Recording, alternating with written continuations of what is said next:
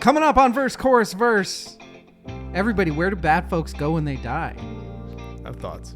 They don't go to heaven. They go to hell, you idiots. That's next.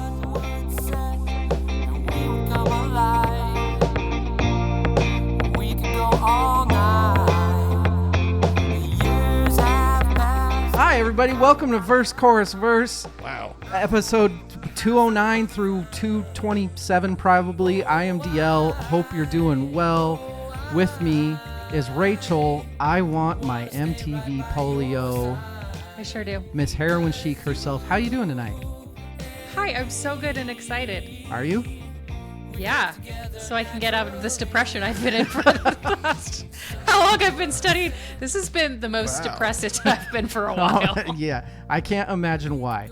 Also with us This has been is rough. Evil. He's currently going through withdrawals, but he's going to do his best tonight to get through it. Jimmy, Evil, how you doing? I'm doing very, very, very good. I'm not convinced. What? I've been watching you the last 10 minutes. I know you're not.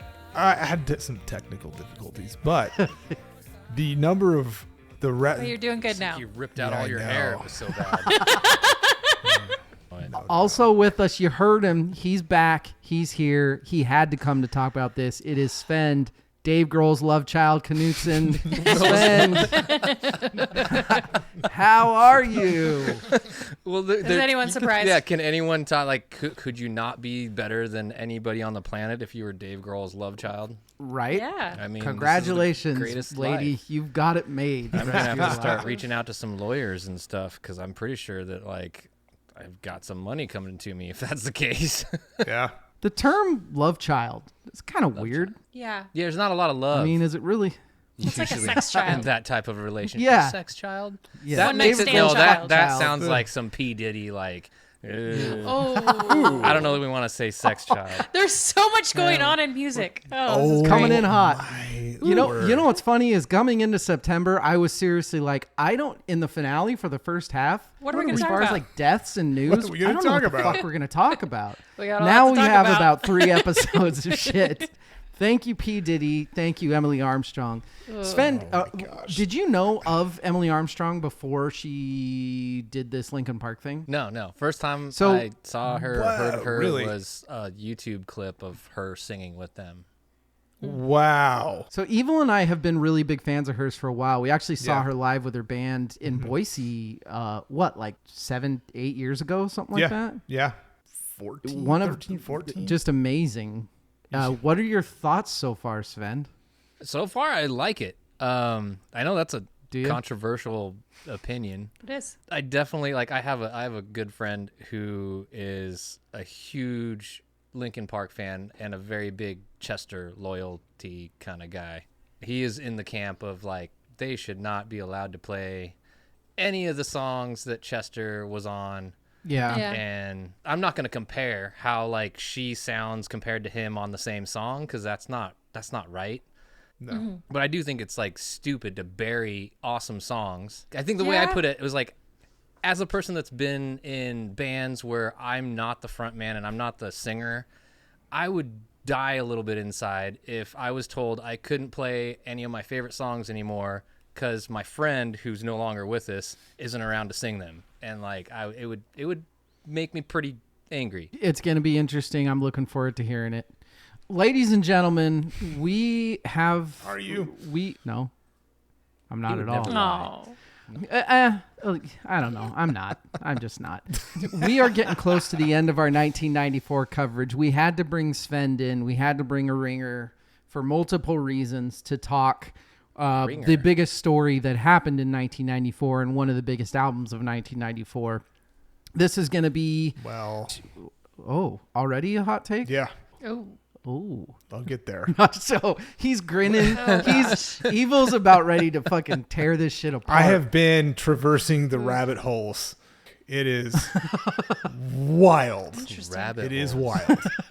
This is about 2 weeks of content. So we're going to do, it's going to be a one-parter tonight. We're going to talk about MTV Unplugged, Nirvana, 1990. Well, done in 1993, came out in 1994.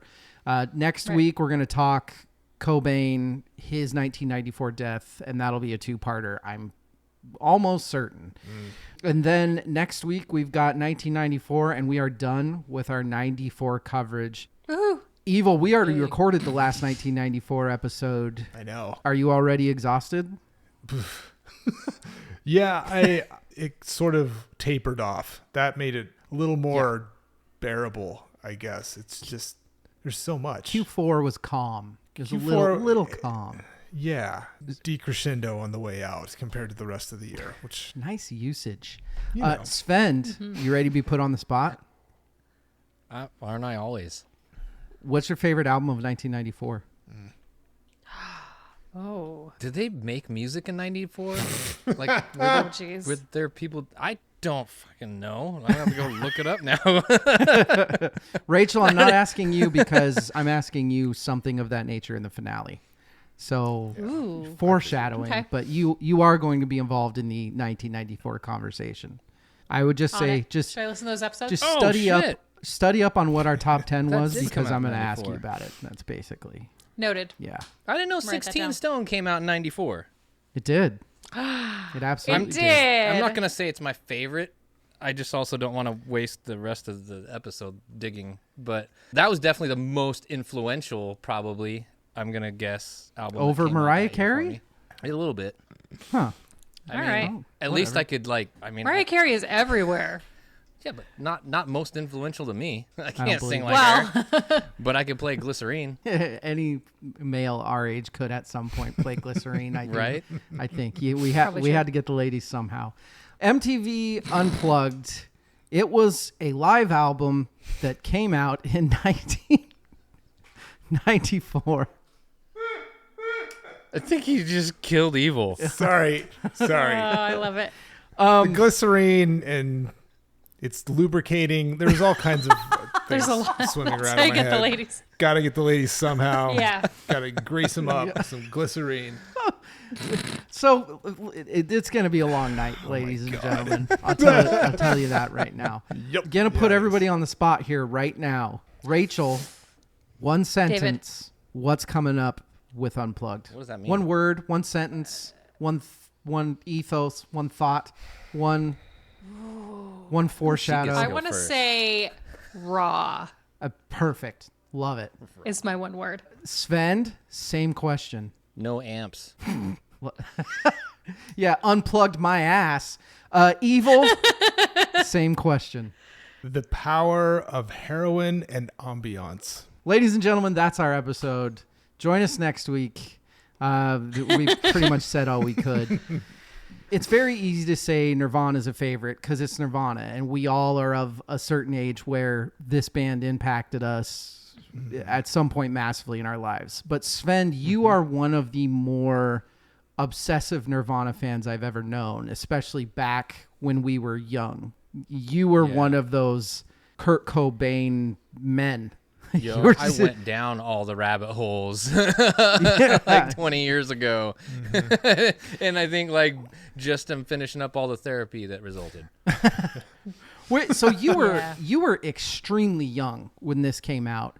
When did Nirvana become a thing for you? Later on in your life? Was it real time? You were just super young? Let's see. So I was 11 just to get like Yeah. when this album came out and when Kurt died. And at that time, I wasn't a huge Nirvana fan. I think that's hopefully kind of Yeah, no, you're not gonna you know. understand this shit. I think it wasn't until I was probably like 14. So another 3 years had gone by when I think the obsession started. My really good friend, we walked to school together. We hung out every day after school, like in 6th grade, 7th grade, 8th grade. There was like a group of us all in the neighborhood that were just obsessed with Nirvana. And it started out with, all your Smells Like Teen Spirit and Come As You Are. But like pretty soon we're all trying to learn all Nirvana songs on our guitars and everything like that.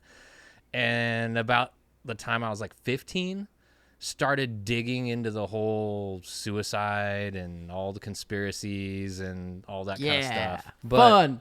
Yeah, Woo. fun. But this album, the Unplugged album, I think even at the time of me being super obsessed with Nirvana, this was not an album I ever chose to put on Oh, okay. until I was probably in like my 20s. You know, I mean, like I listened to it because it was Nirvana, and I had all the albums. I But think one of the things we're going to talk about in this album, to me, that totally makes sense.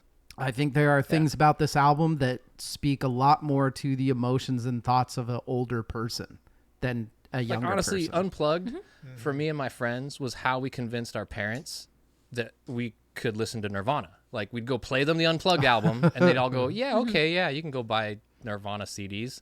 We're going to talk about Unplugged. We got a shit ton to do tonight. A gentle reminder to those of us talking tonight that this first episode is about Unplugged. It's not about the death of Kurt Cobain. Reminding myself just as much as you three. First, we got to talk about the most important part of the night. What are we drinking?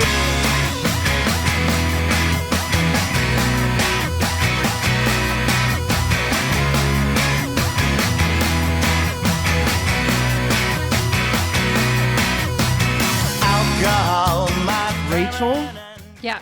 is it heroin? So it's not, but only. No, never mind. It's just a big old Paps. That's a giant I just peeber.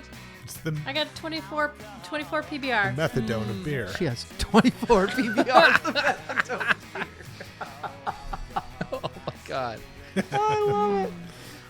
Svend, are you drinking beer? I What? finished my beer, but I am Proud of you. actually That was going. fast. I'm gonna mix a little something real quick. So, Ooh. whatever the hell this is, it tastes like freaking Rumplemints or Frosty's something like that. asshole. Rumplemints. Sorry. Peppermint? Oh, Rumplemints. It is Rumplemints. Rumplemints. Frosty's Yeah, let's asshole. time out. That's right. Frosty's asshole. Let's Yeah. figure this That's out. exactly what that. Wouldn't that? Tastes I mean, like- it's like Rumple, and then Jaeger. Rumplemints I like and it. Jaeger. And Jaeger. That sounds amazing. What? Come on, you cocktail meisters know what this is. There's a name is- for this. There's a big difference between making a cocktail and making a college drink, and this is And pouring Rumple and Jaeger together. Oh, I love my it. God. how is it? Oh God. Jesus. That does. So I looked Ah. up the recipe for a drink called liquid heroin. That's Ah. what it gave me, Oh. and that would make you want to take your face off with a Hey. I love it. Not this episode. nail polish. Oh, Do you love it? Rumple and Jaeger. see, folks, this is why I stick to beer. I make That's bad like- choices when I mix drinks. Gasoline and diesel.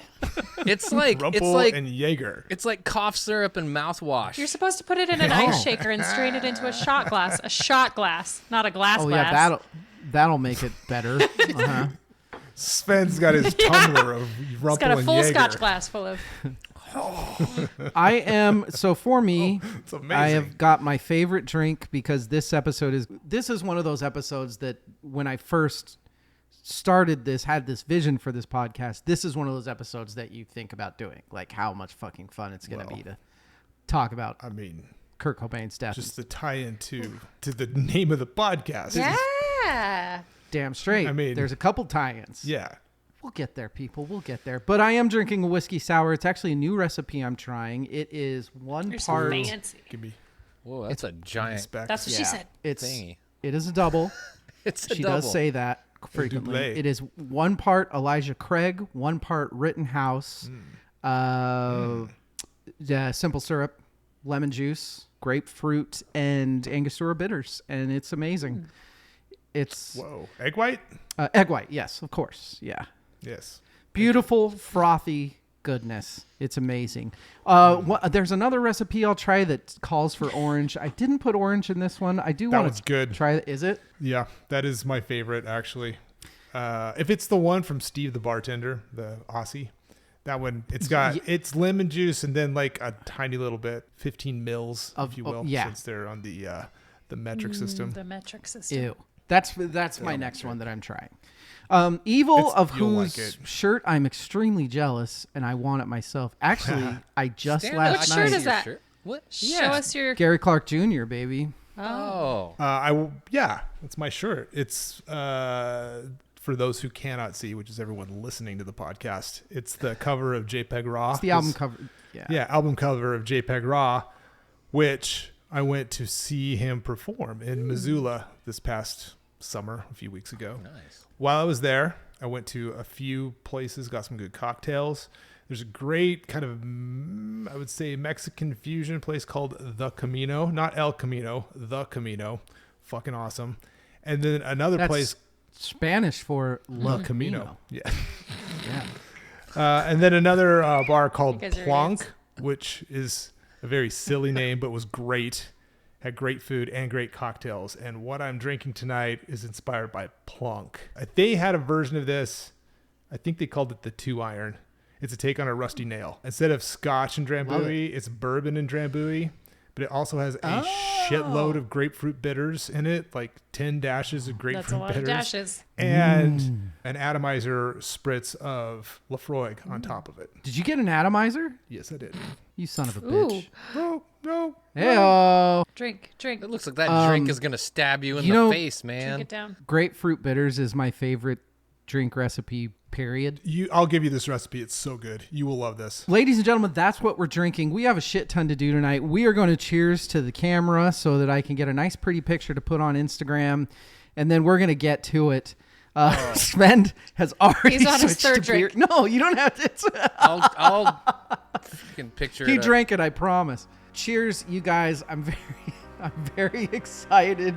We are going to take a break, and then we are going to talk some Nirvana Unplugged.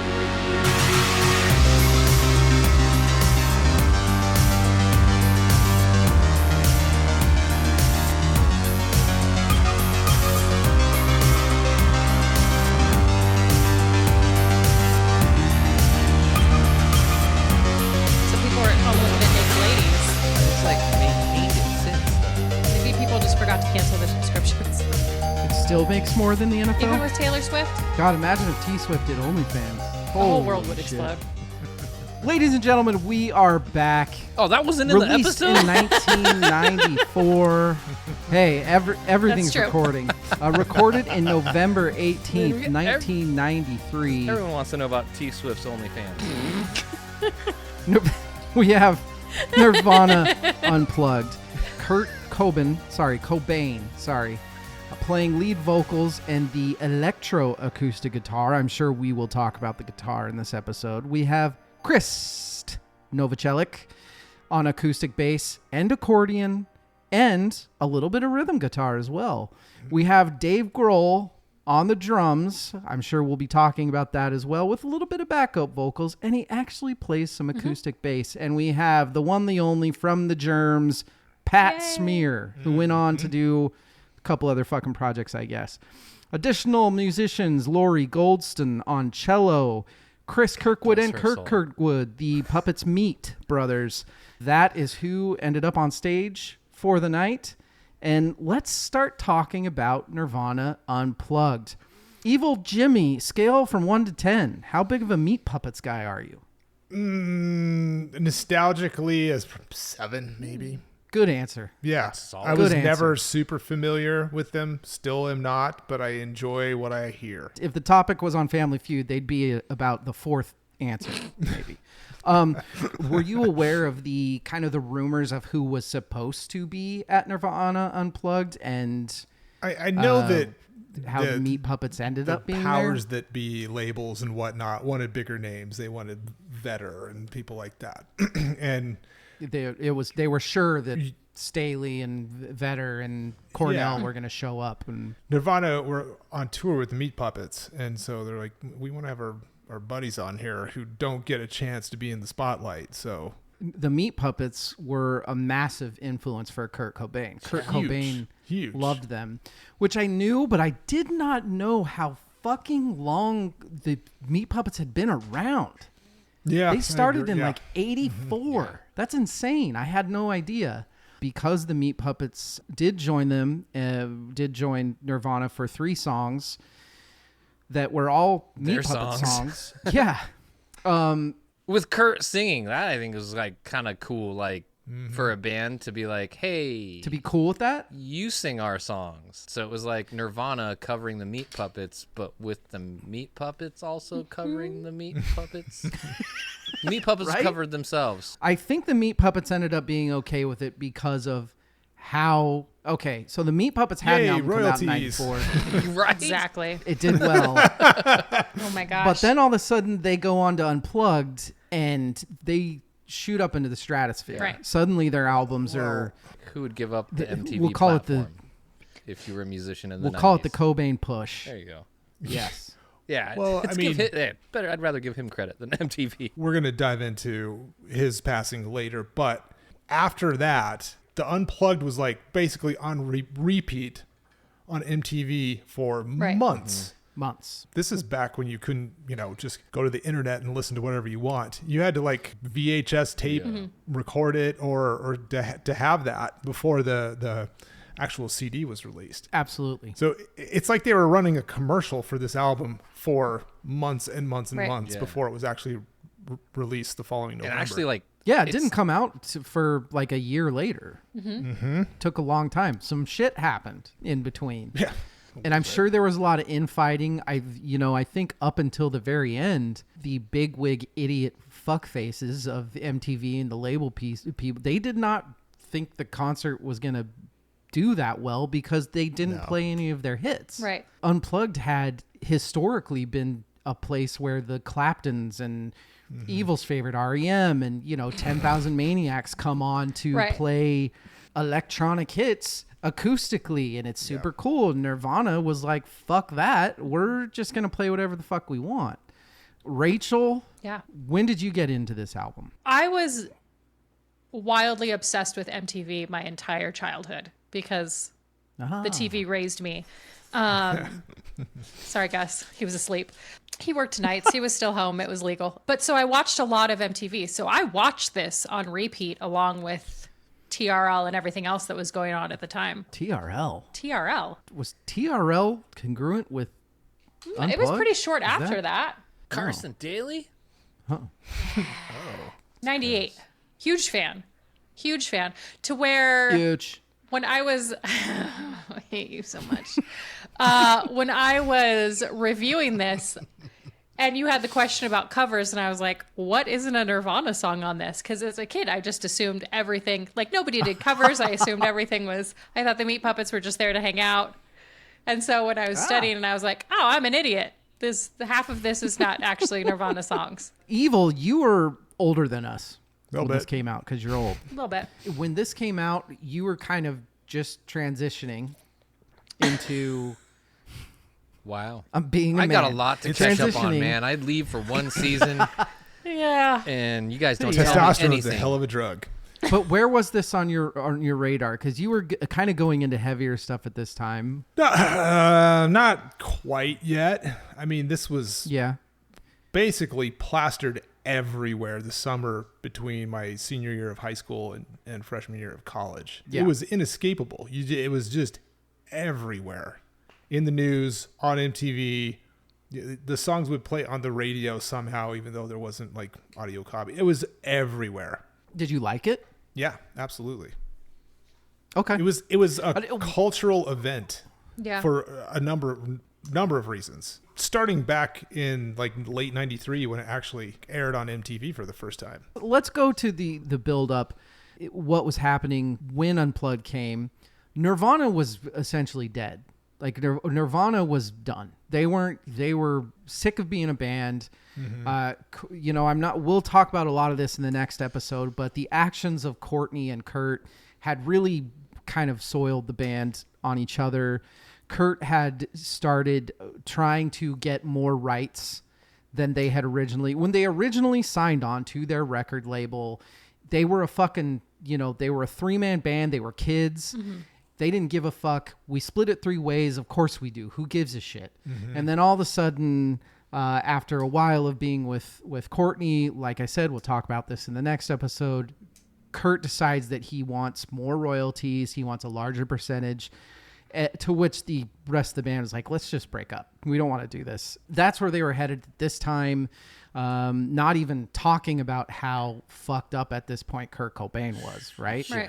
That to me is the highlight, the standout of the album, especially if you watch the video recording of it, like that they were playing on MTV, like the actual concert footage. Even without that, just like listening to Kurt's voice, the way that he talked between songs, like he was so gone, like deep in with I don't know. I can almost relate. He was heavily in withdrawals that day. So like Heavily. trying to get through a show while you're withdrawing that bad, that is what MTV Unplugged is. It's you're watching a heroin addict go through withdrawals while playing some cover tunes.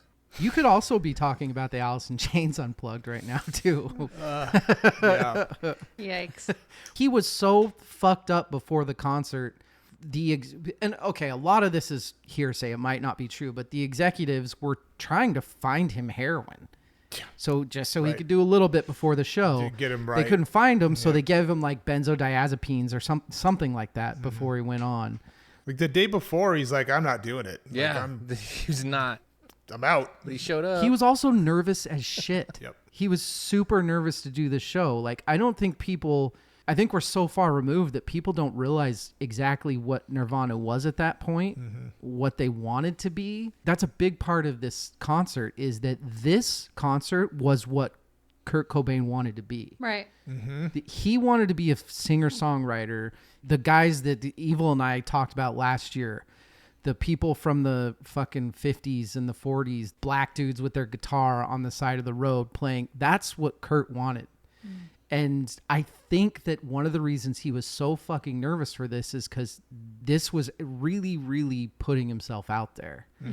You have this image of what they had done before, which is playing these concerts. You have this grunge, this harder electric feel, playing this softer acoustic version, as well as not playing all the bangers that everybody was used to, puts them in this really vulnerable spot to where it's like, we're doing this how we want to sound. And, are people going to like it? Are people going to accept it? Because they had been, unfortunately, like they had gone kind of mainstream, which is not exactly what Kirk wanted, but it happened.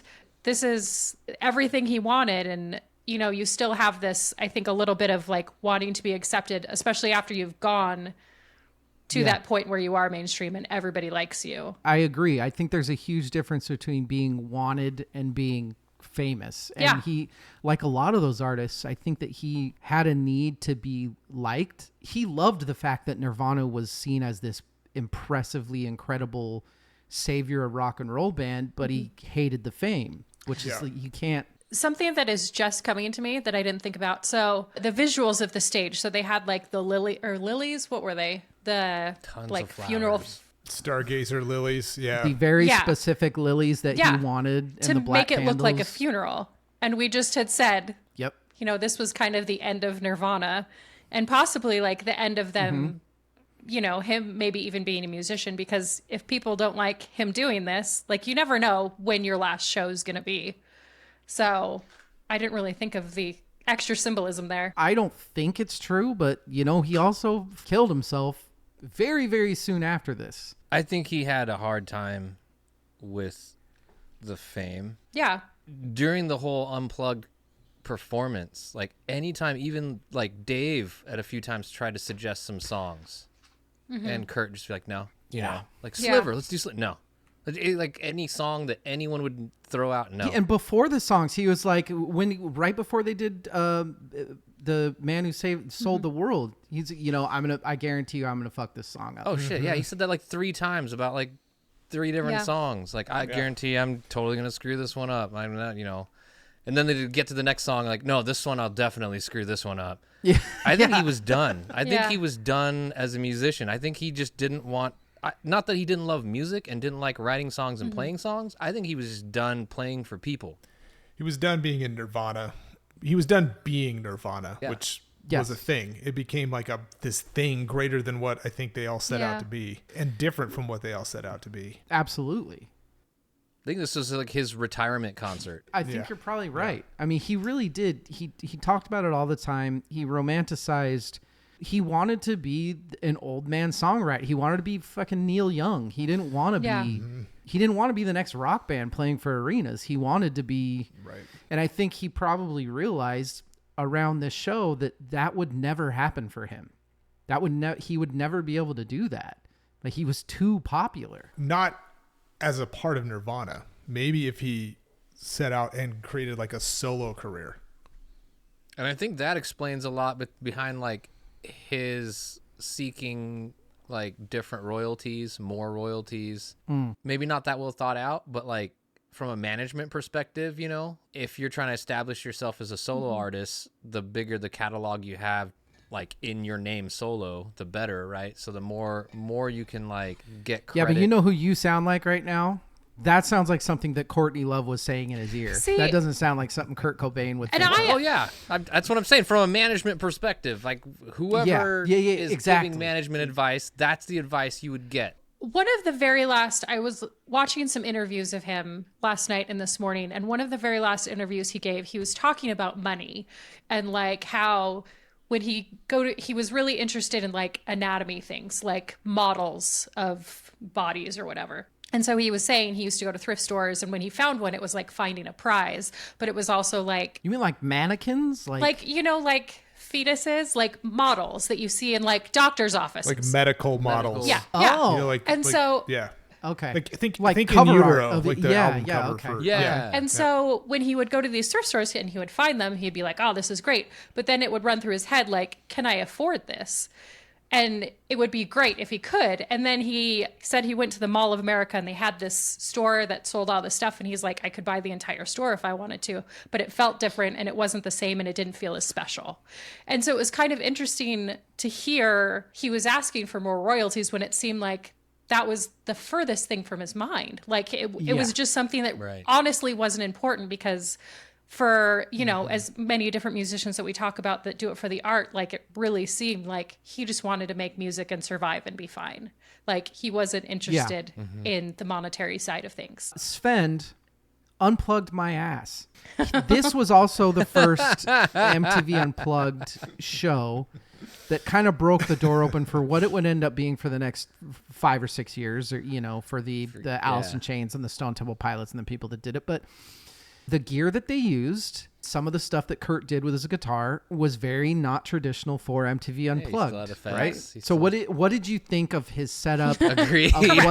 Of what they did with his, you know, trying to hide some of the stuff that he was. It was weird. Like the executives covered what he was playing out of and made it look like a. What they make it look? They tried to make it look like a box, or. Well, and like the camera shots too were from really low down to where there were flowers covering everything but like his chest and like the top of his guitar. You couldn't see any pedals. You couldn't see they did a pretty good job hiding all the cables. They did. But anyone with ears could tell, right? Like, which is probably most people listening. Have you listened to the rehearsal recordings from the 25th anniversary? Because those are not unplugged at all. It's just they're just rehearsing with electric instruments. Right. That's one of the reasons, because if you listen to it, I'm not saying it's bad or anything, but sorry, one of you already said this, but reiterating that not just the executives, the band, everybody involved, up until the second this show started, thought that this was going to be a goddamn train wreck. Right. That they thought that this was going to be fucking terrible because the rehearsals didn't go at all the way they wanted. Kurt was fucking pissed at the sound. Everything was miserable, which speaks to what actually happened in the show, because everybody involved, anybody that was there, sure, I'm sure there's a lot of lore to it, but everybody says that the second that the real show started, everybody knew like they were part of a huge musical history. Yeah. That they were doing something insanely incredible here. It's one of the reasons I respect and love Nirvana so much is because they walked into this unplugged thing. What you would expect from a band like Nirvana, their reputation at that point would just, if they were going to say fuck it, they were going to use some electric and they were going to be pissed off and maybe wreck the stage and do this, but they rebelled in a whole different way. Right. They rebelled by playing fucking Meat Puppets and Lead Belly. Yeah. It was really, really fucking cool what they did. Yeah. Like, I'm trying to think, like, other than, how many originals did they have here? I'm trying to look through and count. I think they played 3. No, they they played No, it was more. more than that. They got Dumb, Polly on a plane. Okay, they did play now, that. the weird thing, though, is what they played from Nevermind. Yeah. Which was, I think, one song. Right? No, 2 songs. 3. Because they had... Something My Way, On a Plan. On a Plane, Something in the And Way. Polly. And what was the other one? They did play Polly, They did. that's right. Second song was "Come as You Are," so they did play one. Oh, that's big true. hit. And Come As You Are. So that's 4. So they did play one hit. They did play Come As You Are. That was a massive hit. Yeah. Yeah, but that was kind of the only one on there. Executives were pissed that they didn't play "Smells Like Teen Spirit." Oh, they played All Apologies. All Apologies wasn't a hit yet. No. Oh, All Apologies came hit out after this. All Apologies was in utero, and Never it did mind. not. I see what you did there. Well, whatever. Never mind. I see what you did there. Their banter between songs and everything, how yeah. nobody even knew the friggin' set list. There was no we can't set play list. that back to back. We can't play that back to back. Let's play You that. can't play those two back to back. That's in drop D. No, we could just do this one. We could, And then, like, when they decided to do Penny Royalty, and they're like, "Are you going to sing on this one?" No. Okay, well, Pat, you got to smoke? Yeah. Okay, let's go. And then they make Kurt sing it by himself. Like, "Hey, you just do this. You should just do this by yourself. You just gonna do And this then on they your just own? leave. Yeah, just do it on your own. And it Yeah. worked. I do think that it's really funny that the band left him on the song Penny Royalty. Ah. That was stupid. That was bad. No, I like that. that. was really bad. You're being too rough on yourself.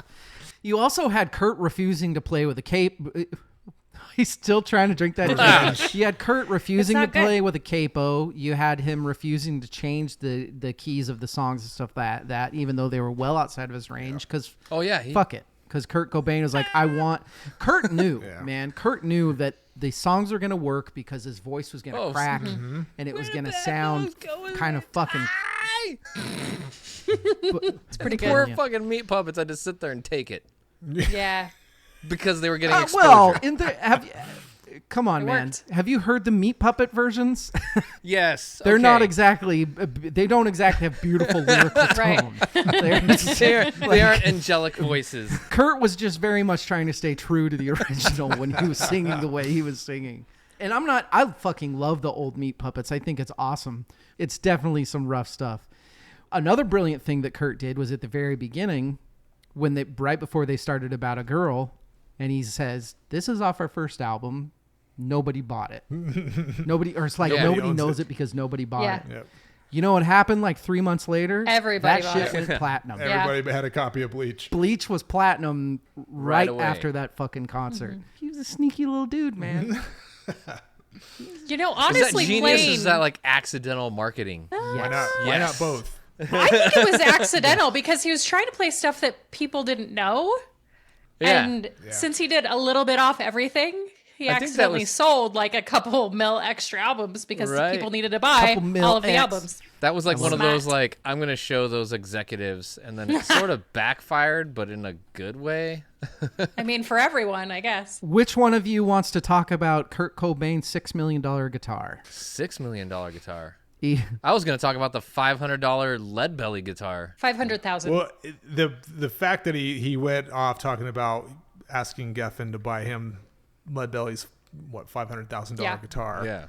Yeah. the estate wanted $500K for it. Yeah, and then Cobain's guitar goes on to sell for $6 billion. Yeah. The D18E Martin, the 1959. What a fucking gorgeous fucking guitar. Yeah. Is it a $6 million guitar? Absolutely not. But hey, when it's Kurt Cobain's, It's not you get even what you want. bionic. It's That's a joke for those of that's you an who grew up 80s in the joke is 70s. what the- no, yeah. Not 80s, that's 70s. That's 70s. You're right. Yeah, that's a great Old one people though. joke. You can rebuild it. Make it stronger. Faster. Better.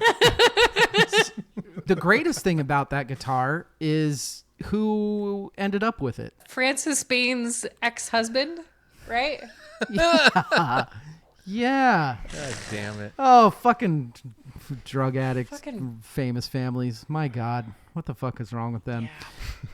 How about the fact that everybody knew that there is no way in fucking hell Dave Grohl would be able to drum at an Unplugged concert? Okay, but to his credit, he did really well. Absolutely, Yeah. that's what I'm Yes.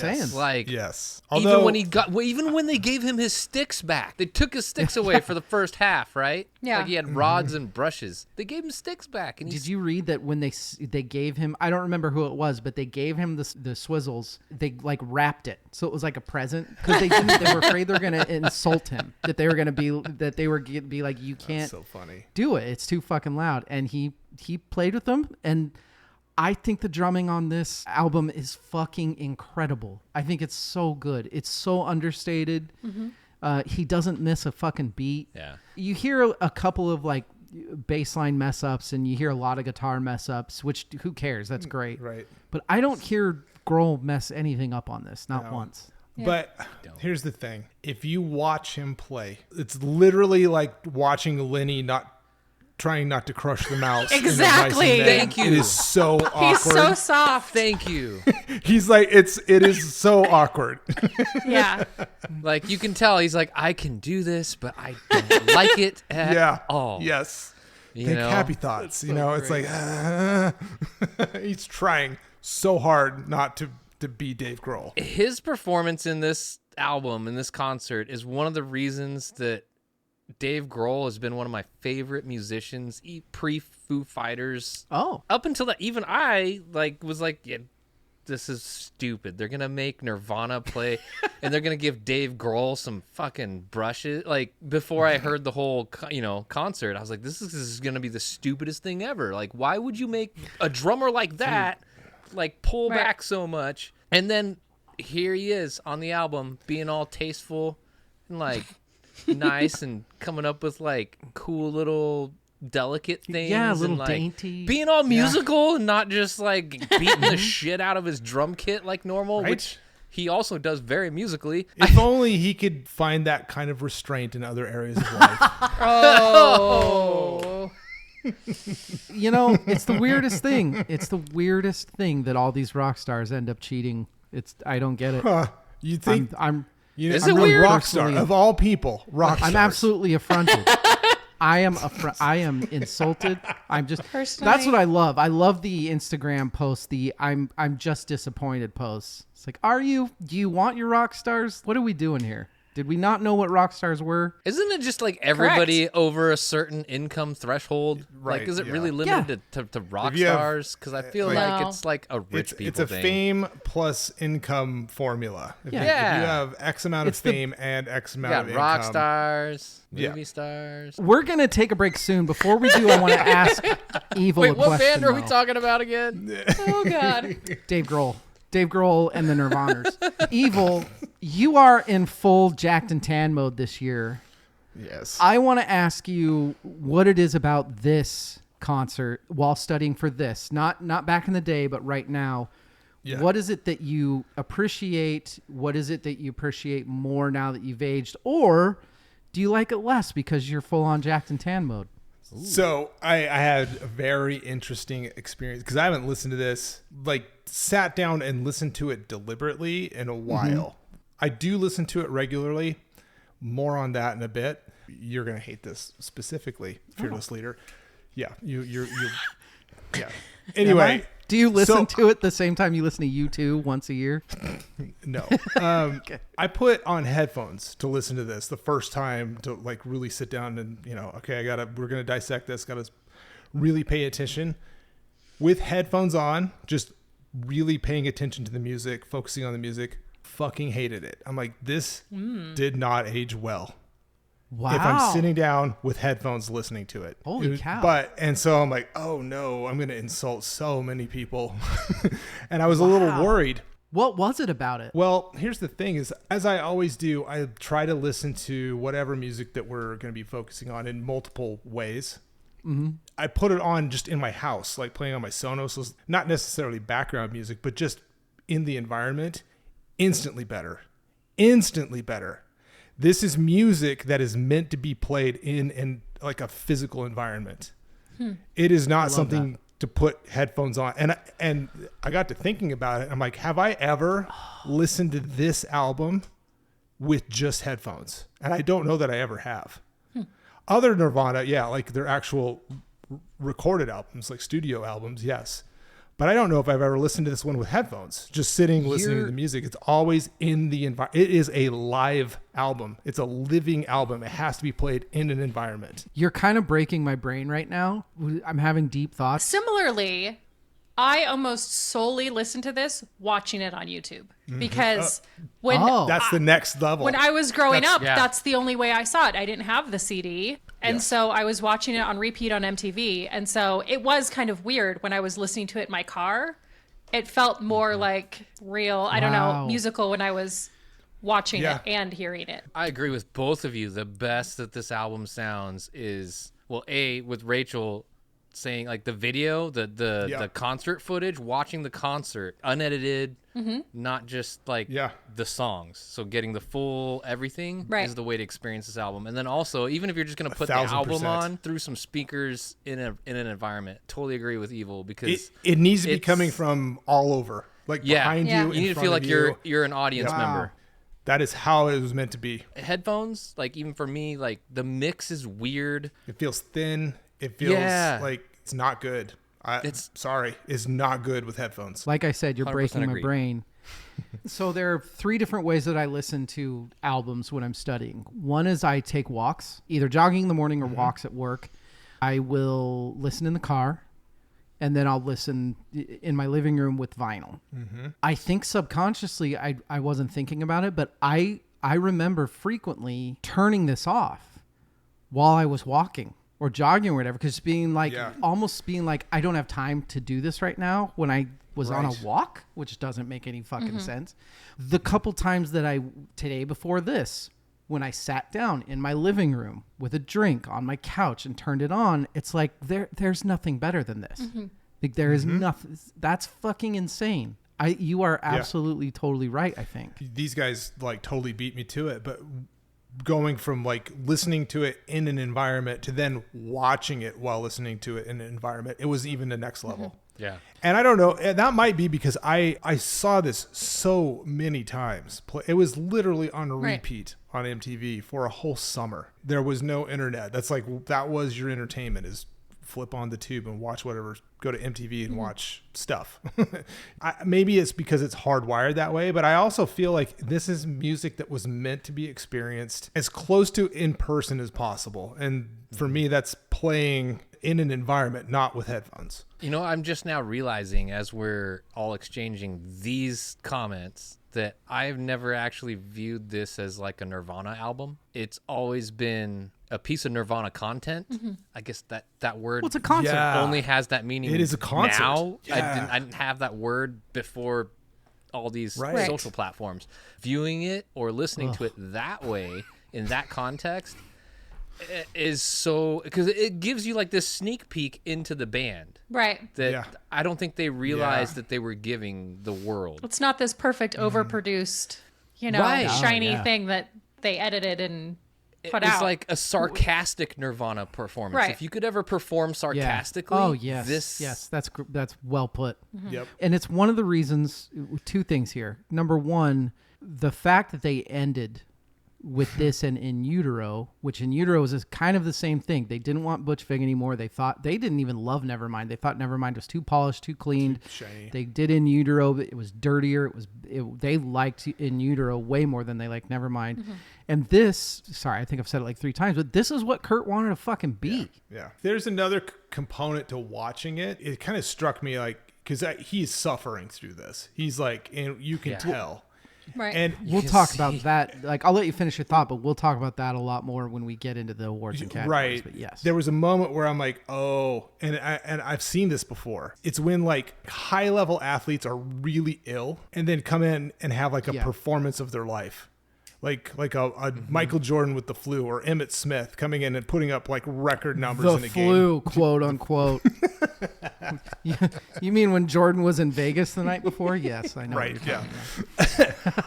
That's another conspiracy for another episode on another podcast. Regardless, he was not in a good way physically. You know what I appreciate, Evil? That you use the word regardless instead of irregardless. Oh, you missed a chance. God, my wife's going to hate my carpet. Did you just say your wife's going to hate your carpet? That's what I heard. Well, I just poured one out. Oh, I thought there was like a matches the drapes joke in there somewhere. We have no, just wet socks. Can I make a correction real fast? Oh. Earlier, you jabronis corrected me when I was talking about In Utero. It came out before this album was recorded, or this was recorded. No, I wasn't saying it didn't come out before. I'm saying About a Girl was not popular until after this.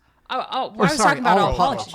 All Apologies. Okay, All Apologies. That's fair. I'll take that. But I heard it wasn't out yet. No, it was out. Okay. But this album is like the single for. I feel like the single for All Apologies was the version from this album. Yeah. All Apologies got popular because of this album, not because of In Utero. Look, we knew this was going to happen. We are knee deep, and we've got a lot more to go. We are going to take a break, and we are going to come back with plenty more on Nirvana, the unplugged version, ladies and gentlemen.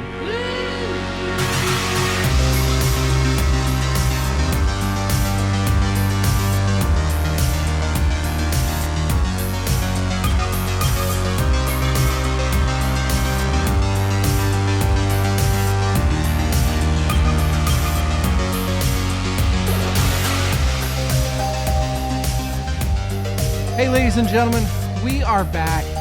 We've got awards and categories, and that's going to go a long way, but I'm sure that some of you have some more to say on this. I do. Probably. I have some stuff. I've got a, I have I got a thing. page of notes I haven't even looked at yet. Let's start with Rach. Rach, what you got? I have some probing questions, and that what she is, said. it's about the covers. It's about the fact that 50% of this album is covers, and it's kind of a range of musical influences that he chose to involve in this. What does that say about him as an artist? The choices, and I guess also, and I mean, we might talk about this a little bit with the covers, but like some of the covers seemed copy paste, and some of the covers were a Kurt Cobain Nirvana version of the cover. Svend. Oh, you mean copy paste? Like he was just trying to do Like doing exactly what as it was written and as it was performed before. I think he tried, honestly, to do all the covers, well, not copy paste, but when has Kurt Cobain ever performed with a music stand, you guys? And like, That's true, huh? like, right? I think he was trying his best to like, and Do you think that was a crutch? That was lyrics. Lyrics. That was just lyrics. I think he was very much trying to do the songs justice as the original artists would have performed them. But No, I because agree. he's I don't. Kurt, He didn't put any fucking stank on it. He just played like Yeah.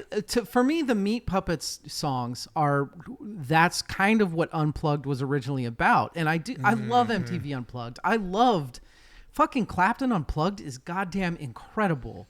Yeah. I for one love REM Unplugged. I love the 10,000 Maniacs Unplugged. Natalie Merchant was fucking killing it in that. And the Meat Puppets ones are, if you listen to the original versions, they're fucking punk rock songs, man. They are like Yeah. old school, like Melvin-y type shit. And he's doing the exact same song, just acoustically. yeah, I think so. Anything that sounded like it was like his spin on it was the constraints of that performance being unplugged, whatever quote. Fuck it, whatever. Chill vibe Unplugged mode. MTV, Chill and vibe then also just that like some of the keys were way out of his range, and then also it's Kurt withdrawing from heroin. Oh yeah, there was also Hey. that. Yep. They didn't even play their own songs the way they normally play their own songs. What I think it like his is, favorite. as somebody with vast experience being in a band one time, Right. I think that it's just, dude, there are times where you just hear a song and you're like, fuck, I want to play that so goddamn bad. I think it's kind of that simple. I think he heard a couple of those Yeah. Meat Puppet songs, or he heard Man Who Sold the World once and was like, my God, I just want to play that. It's probably one of those songs that as a guitar player, every time he picked up guitar, he probably just started going, da-na-na-na-na-na. Probably Right. that simple. I don't know. I have a feeling part of it too was just like, how can I F with MTV? David Bowie sure as shit wasn't, like, people forget about that too. Bowie was not popular at this point in time. That's a good point. Yeah. He had done his 80s dancing in the streets shit with rolling, like, it was the first time in a long time that he wasn't, like, he was right about to come out with the Nine Inch Nails sort of stuff I'm that afraid of Americans. brought him back. It was so Yeah. fucking good. So fucking good. But that was still like another like 5-6 years It was. future. And I I think because just I generally remember though, just doing covers. I remember listening Like- to like station to station, and I'm not saying I was awesome. I was awesome, but I remember trying to listen to like station You to don't have to say it. station with people that were my age, and them being like, "What the fuck? Like, what are you fucking listening to?" People did not like David Bowie back then. But I think even just beyond the selection of the specific artists that he covered, like I think just doing that many covers was just his way to fuck with MTV. I think it's just what he wanted to play. That too. Hits both. Kill Like two I do executives think with though, one like stone. if he's trying to posture himself as like a singer songwriter and that's his next career, that doesn't really fit. Like you don't go play a bunch of covers. Right. Evil, I feel like you're sitting in the wings with just something stewing there. Like you have this evil fucking grin on your face. What? An evil grin? Major. Is this when you do the Nirvana was overrated take or something like Yes, that? I have 3 things. I have a Yeah. silly bit of trivia. I have a question for all 3 of Ooh. you, and then I have the grenade. No cheating, The Rachel. grenade that I'm going to pull the pin and throw at you. The silly bit of trivia. Silly bit of trivia. The Go. day before this was recorded, in the same studio, 2 MTV Unplugs were recorded. Any clue who they were? Without looking.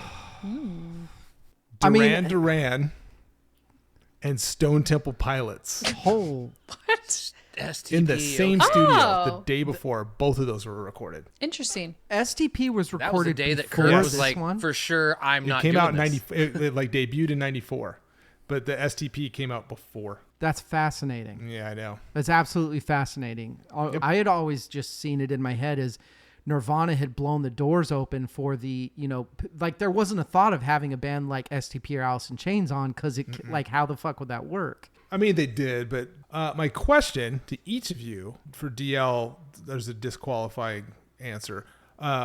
What is your other favorite MTV Unplugged? DL can't say Alice in Chains. I can't and, see and not Alice in STP Chains. either. Eric Clapton. Clapton was Clapton's a good and one. I understand like Tears in Heaven was overplayed to shit. It was beautiful, but if Yeah. you Yeah. listen to the other when he's playing all the Before You Accuse Me, Clapton, amazing.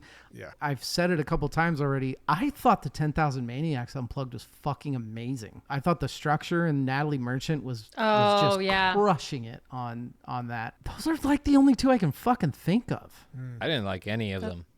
I did not. You didn't like any of them? I don't have any favorite unplugs. As What much did as I Unplugged ever love do to you? that style of music, and as much as Yeah. I love live music, you mentioned Eric Clapton. Mm-hmm. Was it a good unplugged? Yeah, it was a good unplugged. But then when I listen to Clapton's catalog, which I do because I love Eric Clapton, it's not my favorite performance of his. It's not the best Clapton. Totally get it. So I'm surprised that I'm saying this, and I'm actually surprised that I feel that way when I'm honestly trying to think of a way to prove myself wrong. I'm trying to find like the outlier fine. example, but like I feel like that's been my reaction to all the unplugs. Well, I have a favorite MTV Unplugged, and it's just it's purely based off of the athleticism involved, and it's Stevie Ray Vaughan's MTV Unplugged. Oh, yeah. Okay. Watching those meat hooks manhandle and that it's a true unplugged is something to behold. You get bonus point. I don't know. I wish we had like a scoring system on this podcast because I feel like you just got bonus points. like DL can. Yep. Can Jimmy 1,000 have points to bonuses? Evil. Somehow, That's your grenade that you're throwing in? he gets extra fireball at the finale. That was your big grenade? No, here comes the grenade. Are you ready? So when was the original Nirvana MTV Unplugged Oh, aired? I have no idea. November 94? No, that's when the album came out, right? No. 'Cause When this aired the first time? They aired it way before the album came out. Yeah, when did it air for the very first time? April. Oh, I know because I May. just cheated. I have no idea. I don't know. December of 1993. December. When was the album released? November 9th. November of 94. Yeah. November of 94. I regret to inform you of this, DL, but this is a Christmas album. Best grenade ever. You're an idiot. Candles, chandeliers. It's true. It is a Christmas. true. It came out in the holiday season. Both releases. Evil. This Green is a Christmas cardigan. You're album. telling me, if you're telling me that anything that comes out in November is a Christmas album, I am pro Christmas album. Yes. from this All I point know is that, forward. like, I think that Evil Moving just forward. birthed a new tradition in my household this holiday season. Everybody's like, Yes. what the fuck are you listening to? Christmas music. Nirvana Unplugged on Christmas December 25th. music. Remember to leave. Leave your heroin. I was under gonna your say, remember to leave out your syringes and That's heroin. so fucked up. He will bring you Not good cool. music Perfectly on Christmas cool. Eve. The Real Big Fish, the cover is better award. Rachel Which song on this is better than the original? Okay. Oh, probably. Don't okay me. Don't get mad at me. I'm saying The Man Who Sold the World. You fucking... And here's the thing. This is how dumb I am as a human being in general. I didn't realize this was a cover. And then when I listened to the David Bowie song, I was like, oh yeah, I've heard this. So I had heard both songs, but had not realized they were the Doesn't same give it song. away on Nirvana Unplugged when he's like, this is a David Bowie song. I don't know. Never sunk in, I guess. First answer is a wrong answer, and that's okay. Ouch. Evil. Wow. It's a bad pancake. What song is better than the original on this? I agree with Rachel on this one. There are times Suck a dick. when a version of a song becomes the default version for me. 100%. You're going Watchtower on this is what you're doing. I see. Yeah. Ouch. Yes. Or a little help from my friends. Or there's a number of times where a version becomes the I have a very default important version. interjection. Yep. Which Watchtower? Well, Dylan infamously said, once Jimi Hendrix did it, Dylan infamously said that song is his now. Okay. Like that. I was just making sure. Yeah. For me, it's Dave, which I know is sacrilegious, but hey, it is what it is. Yeah, that's pretty bad. I mean, we actually haven't talked about Dave Matthews much this year. No, we should. You know Oh my what? God. Not at all. No, we Whenever shouldn't. you get around to doing that, you should call me back. Fuck off. Real Big Fish, the cover is better award. Anybody know why I called it this? Because you're a sellout. I called it the Real Big Fish, the cover is better award because my favorite cover of all time is Take On Me by Real Big Fish. That's why. Ooh. You know how I know that? Because you're best we friends. played it. Because of how quite a many bit. times I had to play Take On Me on bass. Yeah, you're welcome. Which song is better than the original on this? I can't Sven answer is that. looking I was at like, the track the list way for the you first asked time. that question prevents me from giving an. I don't think any song is better than the. That's- Like the I closest, accept it. it's I would say is a tie, and that is Lake of Fire. Only because I feel like that was so in the moment. Crowds shouting out like different song requests, and the band even like Grohl and Pat and Chris are all like trying to suggest songs. Fuck all of you. This is the last song of the evening. Yeah. And then just play. This was written by my favorite performer, and then it turns to the band like our favorite performer, right? Like ours. And then just starts playing it. And that's another thing we didn't really touch on either is how much they did not like the crowd. Kurt Cobain had put a lot of his close friends and stuff like that in the front because that's the only people that he wanted to see. But a lot of them looked out on the crowd of Unplugged, and that Dave Grohl said in an interview that when they did that, they realized like that was when they really, really saw that the band was no longer what they wanted the band to be at all. They did not like the crowd that they were playing to. Right. So if you got fucking dipshits screaming, you got fucking dipshits that they're playing Man Who Sold the World, and it's incredible. And you got some dipshit screaming out "Smells Like Teen Spirit." Someone screamed out "Freebird" at one point. Well, that's hilarious. You have to do that. I remember funny. Kurt being like, I was waiting for that one. You know, like, what the because you started out this episode. Oh, yeah, totally. Where do bad folks go when they die?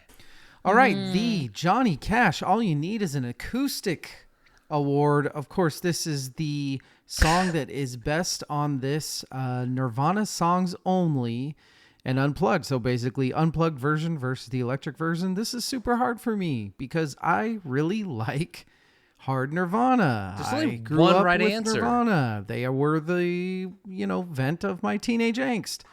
With that said, I did go dumb.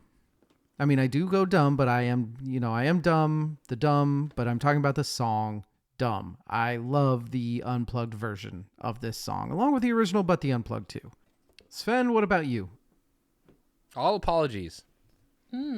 For two reasons. One, I just think it sounds great, but also no one would fucking know that song exists Yeah. if it wasn't an acoustic song on this album. Yeah. Like That's 5 people would silly. know. That's kind of silly.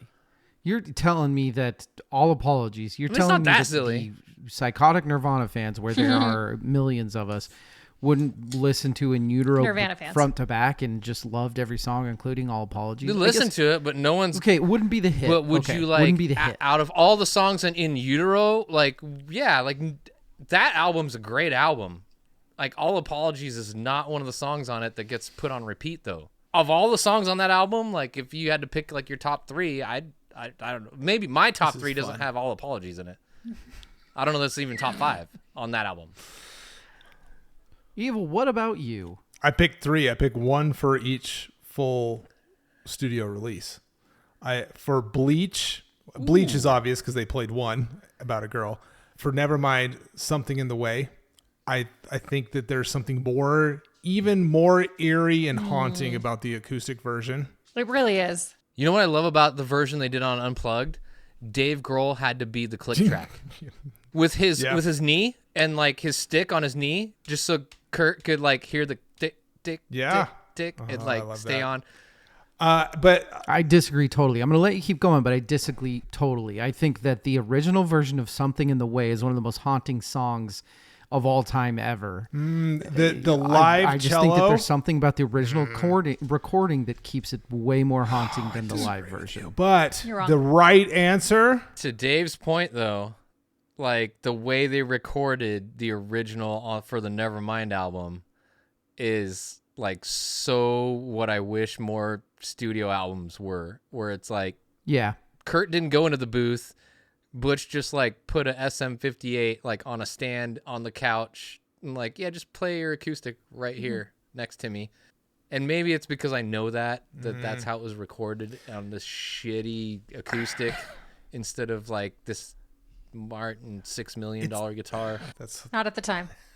which makes things sound automatically better. I feel I have to keep fighting on this one because the live cello, there's something about that live cello that Yes. is anyway.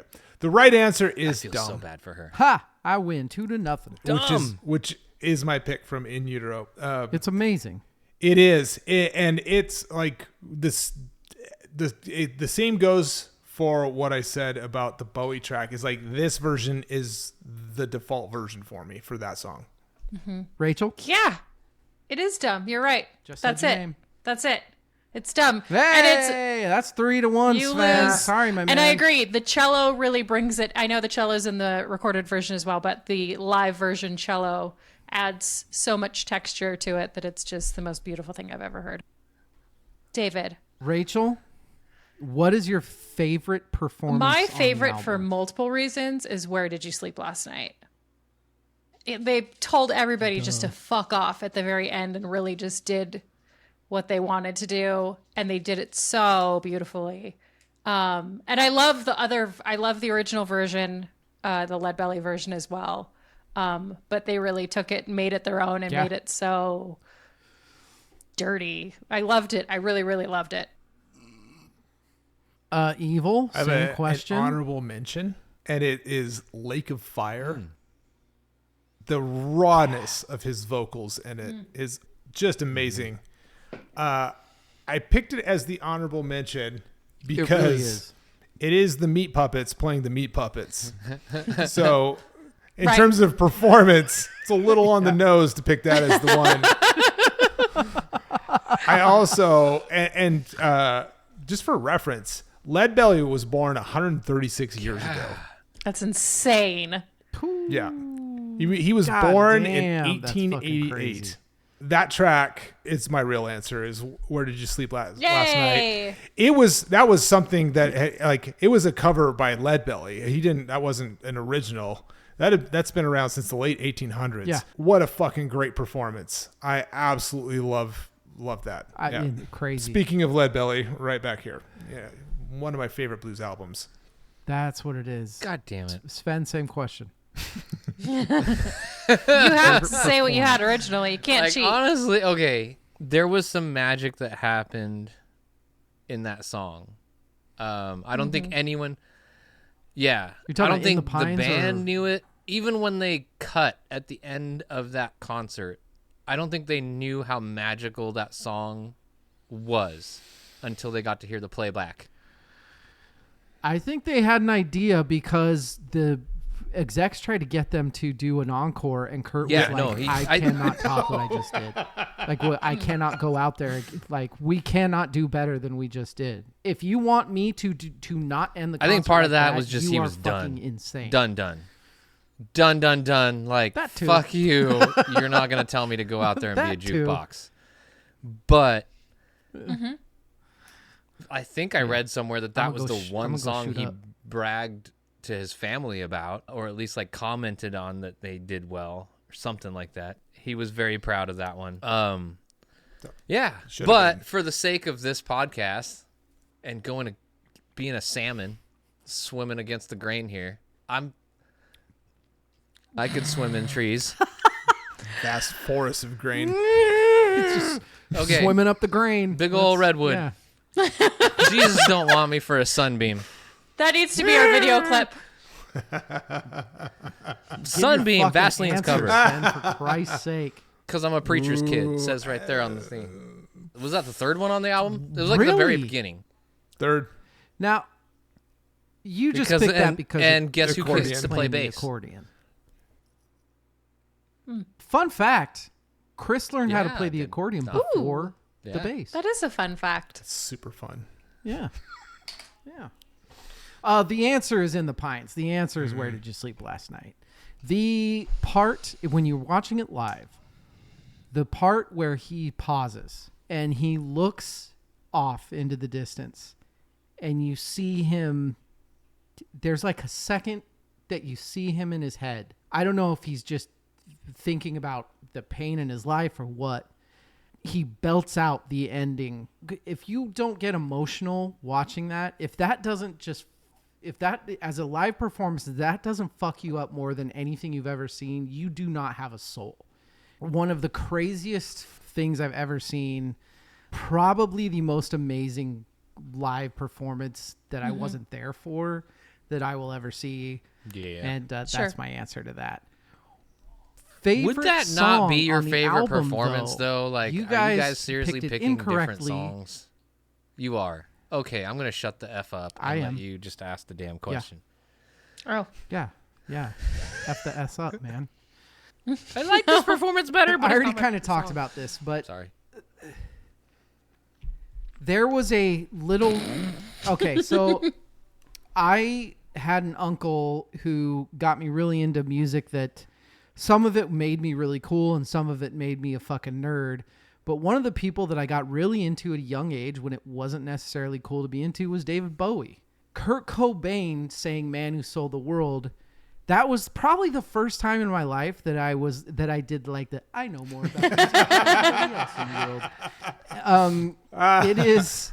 It is one of my favorite songs ever. I love David Bowie's version. To me is perfect, just like a lot of David Bowie's. But I am very picky about covers. This cover is goddamn amazing. I love this song. I love them playing this song. The Man Who Sold the World is my answer. Svend, I don't what's your favorite have one, song on but the album? if I had to pick, well, it's just That's the my Svendest answer. I just love nothing them all. is no. I just did none of them are my favorite. Like they're all okay. They're all garbage. Because I'm not as cool as y'all. Like seriously, the best performance to me is the one that is like that's like there was so much magic in that moment, and the rest of the concert was very it was sarcastic Nirvana. Mm-hmm. They were like, this is something we contractually have to do, and we're gonna do it. We're not gonna just phone it in. We got reputations. We're gonna do this. I think some members of the band were way more serious about it than others. The fact that they made it through the performance, given Kurt's condition, everything else that was happening with just like the environment of the band, like the tensions between them, the fact that this performance even happened is a miracle to me. And the fact that out of all of that, this one song was like this magical moment that to me was like the one thing that was genuine. I feel the rest of the performance was very sarcastic. Yeah. Interesting. Okay. Rachel, favorite song on MTV's It is Nirvana the exact same Unplugged. song, and it is for same answer. This was really raw and really vulnerable, and it was very obviously something that Kurt wanted to do really badly and didn't give a fuck. Like, what people were in bloom, like play something, like make the last song this huge banger that everybody loves, and he just played what he wanted to play. And it was a song that meant something to him, and you can kind of get it's the end of the concert, that he's kind of exhausted and that he's kind of done. There's like cracking in his voice, and it's just like he put all of the energy that he had left at the end of the concert into that song, and it is just beautiful. Evil, take us away. What's your favorite song on Nirvana's MTV? I have to say Unplugged? that it feels really good to finally be seen and acknowledged to be this true snowflake that I am. Because and to come from, of all people, the great and powerful Svend, to know that I am the one of 5 who knows that All Apologies is the greatest Nirvana song and has been my most favorite Nirvana song since In Utero came out in September of 1993. That has always been my favorite Nirvana song. It's my favorite song on this album. I love it. I still prefer the studio version, but this one is also great. Oh my God. Okay. I love that you said that. Not the part about me, but that you picked All Apologies. Can't beat that answer. I love that that was my runner-up. All right. I just have perfect one answer. more question for everyone. And that is, in retrospect, us viewing this now, this is a final concert. This is the last Nirvana performance that people see because Kurt dies shortly after this. What? Spoiler alert. Spoiler for we're the not next supposed to episode. talk I'm about sorry. that. I know we're not supposed to talk about it yet. But how would we view this differently if he hadn't died? Like, would this be what it is in any fashion if they had kept going and kept making music, or just broken up? You Like, totally just Jeff Buckley'd this episode. Oh! Damn! I think it absolutely would have still been. It obviously wouldn't have been what it is now because of the symbolism of a lot of the stuff that happened in this, but it would have still been massive because I guarantee you this was the last Nirvana show. I have a was counter not going to be question. any more Nirvana no matter Would what. this show have happened if Kurt's death was not in the imminent future? I think yes. Inevitable. like, do you think he did it because he Yeah. knew he was going I to die? can't Is that what the- elaborate because I'm not allowed to until the next episode. I have a counter question. Counter. I Go have on. a counter question. Do we have Courtney Love to thank for this album? Because they wouldn't have been close to breaking up. She hadn't Yoko'd if the it wasn't for situation. Courtney Love. Yeah. Yeah. Interesting. You can't Yoko and Ono. You can't Yoko stamp an Oko stamp. Oko. I have a counter question. You know my thoughts on Yes, live you albums. hate them, all of them. Who cares? David. Rachel, Yes. is this a 10 out of 10? 100%. No question. No question. Yeah. 100%. No. Sven, No. same No. question. Is You're this a 10 out wrong. of 10? You're wrong. You're wrong. There's a whole catalog of Nirvana. Why don't you think it is? I'm not going to pick this Yeah. one as their best. So it's not... It's a 10 out of 10? Like, say isn't that's that their like the best. best of the They best? could have 2 10 out of 10s. Yeah. Funny enough, actually, Evil. Is this asking me? a 10 Evil. out of 10? It is not Yeah. a 10 out of 10 album. It is a 10 out of 10 performance. Ooh, Oh, I like the interesting. distinction. I'm stealing your homework and I'm Yeah. giving that exact same answer. I like that answer. Ladies and gentlemen, that's I feel Unplugged, like we just got Nirvana. left hanging. Rachel No, I'm just shakes her head exhausted. That was vigorously. a lot. That was some stuff. We're going to keep going. And guess what, ladies and gentlemen? The four of us have a long way to go. We are not done with Nirvana. Next week, stay tuned. It's more than likely a two-parter. We are talking the death of Kurt Cobain. I'm not going to say that we won't go wild with but we might. conspiracies, but we will probably go wild with conspiracies. Svend, Evil, Rachel, thank you for talking Unplugged with me. This has been a fun one to study for. I sure do like this album. Everybody, we love you. Good night and good luck.